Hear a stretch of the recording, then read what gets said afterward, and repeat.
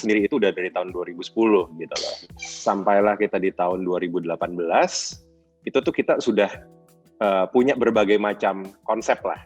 Berbagai macam konsep itu contohnya seperti ada Beer Garden, yang memang jualan bir, lalu kita juga punya Fujin, restoran Jepang, kita juga ada Pipo, Italian restaurant, kita juga ada Lola, yang bar kecil gitu. Nah, basically di tahun 2018 itu setelah kita mengerjakan Biko Group selama 8 tahun dan mempunyai berbagai macam konsep, mulai dari restoran konsep ataupun bar konsep, di situ timbul kejenuhan yang kita lihat di scene F&B Jakarta lah, termasuk juga di Biko gitu.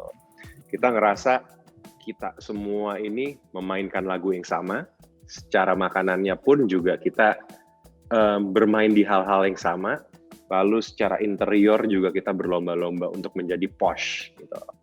Nah dari situ timbullah ide untuk kenapa kita nggak bikin something yang different, something yang belum ada di Jakarta, sehingga memberikan added value baru untuk orang-orang di Jakarta.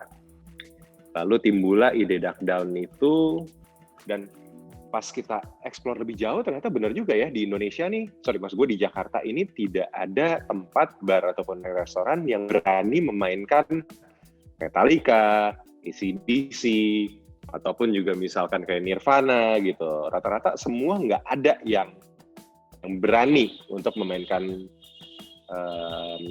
musik tersebut.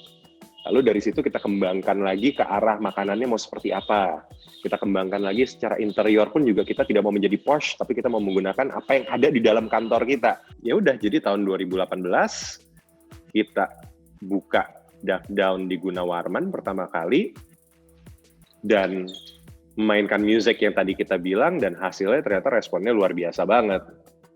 Kita men-challenge diri kita untuk bagaimana caranya kita membuat suatu konsep dengan menggunakan barang-barang yang sudah ada di gudang kantor kita. Kita fokus kepada poster-poster band-band rock ataupun film-film yang kita suka. Kita akhirnya meng-hire satu arsitek firm dan desain interior firm juga sekaligus mereka, namanya Rafael Miranti, untuk mewujudkan apa yang kita mau lah. Yang kita wondering itu adalah gimana ya caranya untuk memainkan musik rock ini, tapi kita mau ada unsur fun-nya gitu loh. Nah dari situ akhirnya kita mencoba menggabungkan rock music and guilty pleasure songs. Jadi misalkan kita bayangin abis kita mainin Metallica, tiba-tiba abis itu kita mainin Taylor Swift, abis itu kita mainin AC/DC, abis itu kita mainin Britney Spears gitu. Jadi kita mau rock, tapi kita nggak mau yang terlalu eksklusif gitu loh. Kita mau orang datang ke Duck Down itu tujuannya bukan untuk being eksklusif, tapi kita mau orang datang ke Duck Down Bar itu untuk bersenang-senang. Kita set target di awal kurang lebih sekian, cuman ternyata responnya melebihi target tersebut. Dan seperti yang lo tahu, akhirnya konsep kita, music kita, dan juga program-program kita seperti karaoke akhirnya itu di copy paste oleh pemain-pemain F&B lainnya. Yang mana kita nggak marah, kita cukup justru malah kita bangga di sini bahwa kita yang kita jalankan ini ternyata bisa memberikan added value kepada customer di Jakarta lah, seperti itu. Best moments di Duck Down Bar Gunawarman itu menurut gua adalah 1 minggu setelah kita opening. Jadi 1 minggu setelah kita opening itu tuh yang datang itu lagi. Dan itu tuh sangat fun sekali, sangat fun dalam artian mungkin karena pada saat itu konsep kita sangat baru ya dengan music yang seperti itu. Jadi orang-orang yang tadinya tidak punya rasa belonging terhadap salah satu bar di Jakarta karena memainkan music yang bukan mereka suka, tiba-tiba sekarang akhirnya mereka punya tempat nih. Gitu. Dan itu seminggu awal itu menurut gue sih seru banget karena kita ketemu orang-orang yang benar-benar kayak like-minded lah sama kita. Dan selama masa pandemi ini salah satu yang paling berat itu adalah bar konsep kita, terutama bar konsep yang sifatnya intimate, kecil, dan dark. Dan salah satunya adalah Duck Down gitu. Karena Duck Down kan terkenal yang pertama dengan entertainment-nya, entah itu DJ, entah itu karaoke, entah itu live band. Lalu yang kedua juga kita terkenal sebagai bar yang sangat crowded, yang berarti kita shoulder to shoulder, orang sentuhan fisik, bisa ngobrol dengan random people, siapapun yang mereka kenal ataupun yang mereka tidak kenal. Nah, di masa pandemi ini, kesusahan kita adalah itu semua yang dilarang oleh pemerintah. Seperti live music dilarang, lalu juga ada yang namanya social distancing dalam artian ketika lu duduk harus berjarak dengan teman lo, terus juga kita kebetulan tidak outdoor, jadi pandemi ini sangat berasa impact-nya buat Duck Down Bar as a business. Cuman kita positif bahwa hopefully di bulan Januari ini vaksinasi sudah bisa disebarkan di seluruh Indonesia, dan setelah itu kehidupan kita pun akan berangsur normal lagi.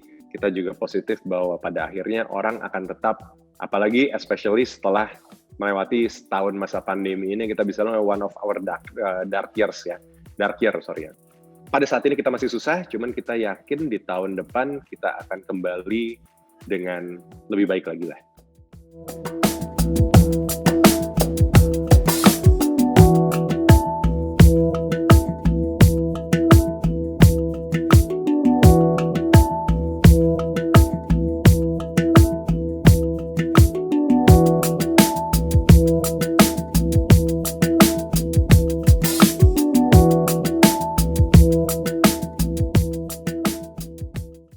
Kita buka di tahun 2017 dan gue masih ingat bulannya ketika kita buka itu di bulan Desember.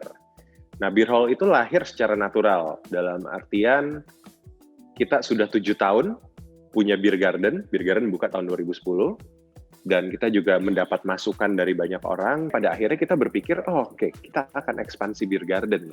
Cuman ekspansi Beer Garden ini kita mau meng-cater crowd yang berbeda. Akhirnya setelah kita pikir panjang, kita brainstorming balik lagi, konsep apa yang paling pas ya? Basically Beer Garden tapi dibikin indoor, dibikin AC, dibikin dingin. Itu konsep yang pertama yang keluar ketika kita brainstorming.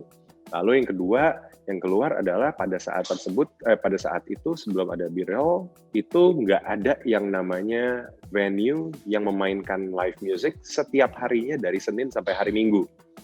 Jadi kita mencoba untuk meng-cater market tersebut juga. Lalu yang ketiga, kalau di Beer Garden kita fokus kepada local beers, di Beer Hall kita fokus kepada craft beer, dan craft beer itu tidak botolan. Kita mencoba untuk menjual craft beer dalam bentuk draft.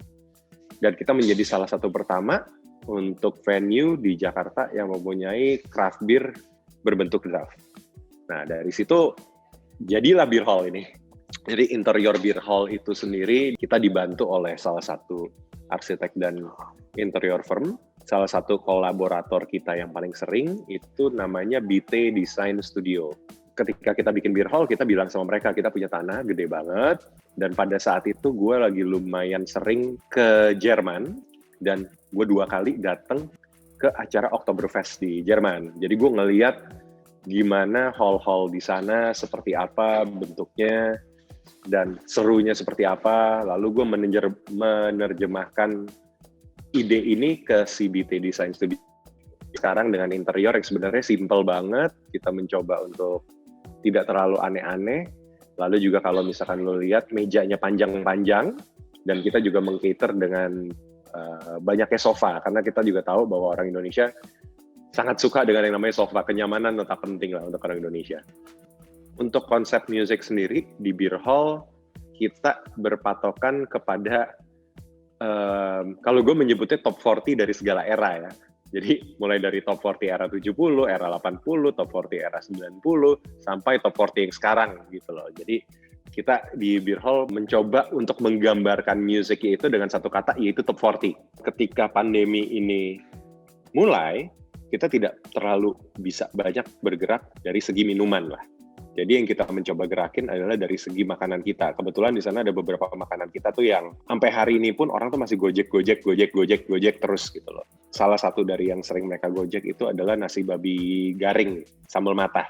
Mencoba untuk meningkatkan makanan instead of minuman. Lalu yang kedua pun juga di saat pandemi ini, kesusahan kita adalah maju mundurnya pemerintah mengenai masalah buka dan tutup. Jadi entar boleh buka, tiba-tiba habis itu PSBB lagi, tutup lagi, entar buka lagi tapi dengan batasan jam yang lebih parah. ntar tiba-tiba tutup lagi, setelah itu buka lagi tapi boleh live music. Jadi kesusahan kita di sini itu adalah ketidaktahuan kita terhadap kapan semua ini berakhir yang bikin kita tidak bisa bikin planning apapun.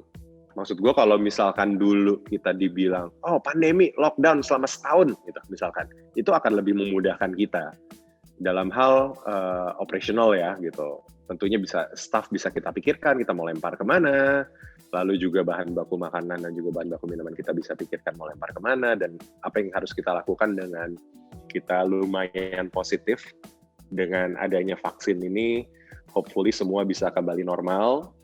Dan juga semoga semuanya satu Indonesia bisa sehat semua, jadi kita bisa bersenang-senang kembali lah, kita bisa makan bareng sama keluarga, bisa makan bareng sama teman, bisa minum-minum hura-hura lagi, bisa dengerin musik dengan baik dan benar lagi, dan tentunya ekonomi semua orang juga bisa kembali normal lah, termasuk juga staff-staff kita lah. Kurang lebih itu harapan kita dari Biko Group untuk di tahun 2021.